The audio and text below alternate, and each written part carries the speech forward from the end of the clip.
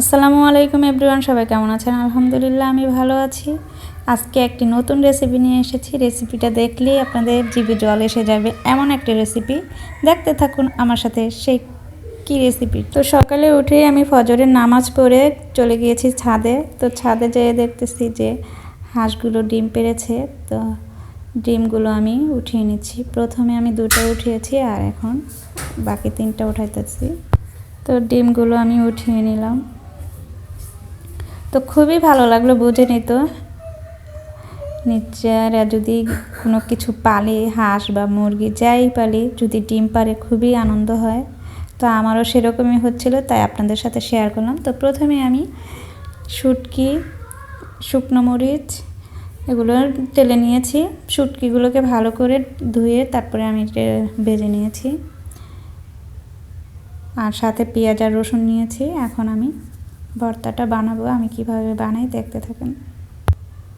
তো ভালোভাবে আমি মরিচগুলোকে বেটে নিব। বিচিগুলো যাতে মানে ভালোভাবে মরিচগুলোকে বেটে নিতে হবে, যাতে বিচিগুলো আস্ত না থাকে। আস্ত থাকলে কিন্তু হজম হয় না আর আমাদের পেটে সমস্যা হতে পারে। তাই আমি ভালোভাবে এই মরিচটা বেটে নিব। আমি হাত দিয়ে এগুলোকে কেচে নিয়েছি। আপনারা যদি হাত যদি জ্বলে তা এজন্য আপনারা চামিচ ব্যবহার করতে পারেন। চামিচের সাহায্যে এটাকে কাছে এনে আবার বাটতে পারেন, বা কেউ ব্লেন্ডারেও শুটকি ভর্তাটা করতে পারেন। তো আমার পছন্দ, আমি বেটেই ভর্তা বানাই। যে কোনো যেটা আমার পাটায় বেটে খেতে পছন্দ হয় সেটা আমি পাটাই বাটি। তো আপনাদের সুবিধার্থে আপনারা ব্লেন্ডারেও ভর্তা কিন্তু করে খেতে পারেন। তো আমি এখন শুটকিগুলো দিয়ে দিয়েছি। শুটকিগুলো বেটে নিব। শুটকিগুলোকেও খুব ভালোভাবে পিষে নিতে হবে, যাতে কাটা না থাকে। কাটাগুলোকে ভালোভাবে আমি কিছু কাটা অংশ ফেলে দিচ্ছি।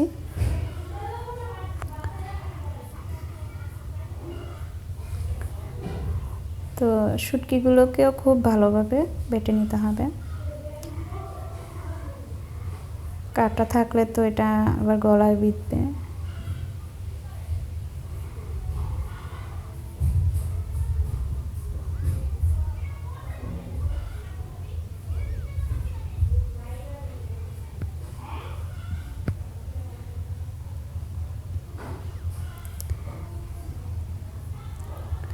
ভর্তার মধ্যে টেস্টি সল্ট ব্যবহার করলে কিন্তু অনেক গুণ স্বাদ বেড়ে যায়। আপনারা অবশ্যই টেস্টি সল্টটা অল্প পরিমাণে দিবেন।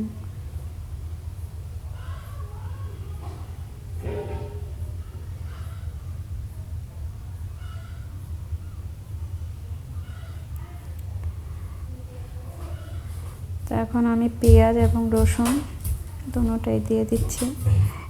একদম মিহি হয়ে গেছে আমার শুটকিটা। এবং স্বাদ মতো লবণ দিয়ে দিচ্ছি।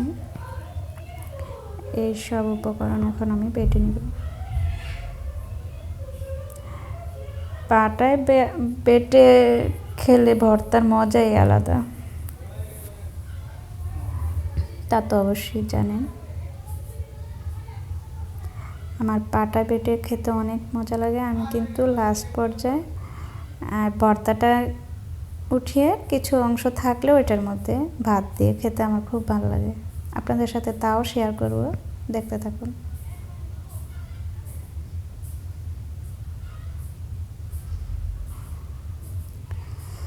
তো পেঁয়াজটা কিন্তু আধা বাটা করবেন, কারণ পেঁয়াজ যদি একটু আধা বাটা হয়, মানে একদম মিহি না হয়, তাহলে এটা ভাত খাওয়ার সময় কামড়ে লাগলে পেঁয়াজটা ভালো লাগে। কিন্তু পেঁয়াজটা যদি একদম মিহি করে ফেলে হয়, তাহলে কিন্তু তত একটা ভর্তাটা মজা হয় না। তো আপনারা ঠিক আমার মতো করে ভর্তা বানিয়ে খেয়ে দেখবেন যে কতটা টেস্ট হয়। অবশ্যই আপনারা আমার রেসিপিটা ফলো করবেন।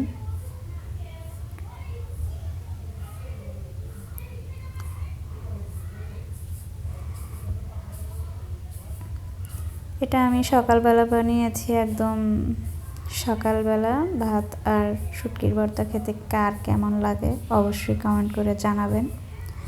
আমার থেকে তো খুব ভালো লাগে, তাই আপনাদের সাথে শেয়ার করলাম যে আমার যারা ফ্রেন্ডস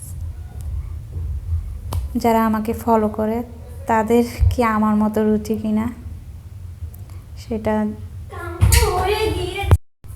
কার কার আমার মতো মন মানসিকতা কমেন্টে জানাবেন। তো আমি 1 চামচ ভাত নিয়ে নিয়েছি। তো পাটায় খেতে খুবই মজা লাগে, তাই আমি আপনাদের সাথে মানে আপনাদের কার ভালো লাগে সেটা আপনারা শেয়ার করে কমেন্ট করে জানাবেন। কথা একটু এলোমেলো হয়ে যায় মাঝে মধ্যে, আমার তো কি হয়।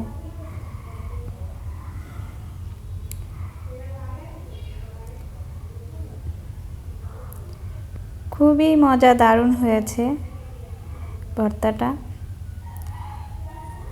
তো আর বলে বোঝানো যাবে না, আর কি বলবো।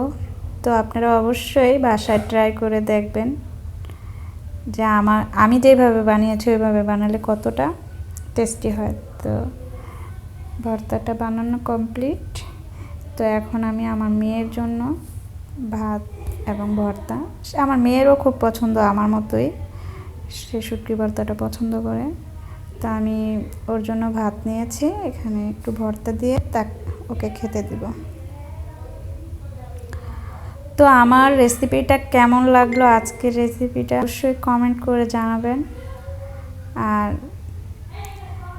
ভালো লাগলে লাইক কমেন্ট শেয়ার করে আমার পাশে আমি সুন্দর করে আপনাদের সামনে উপস্থাপন করতে পারি সেরকমভাবে উৎসাহিত করবেন।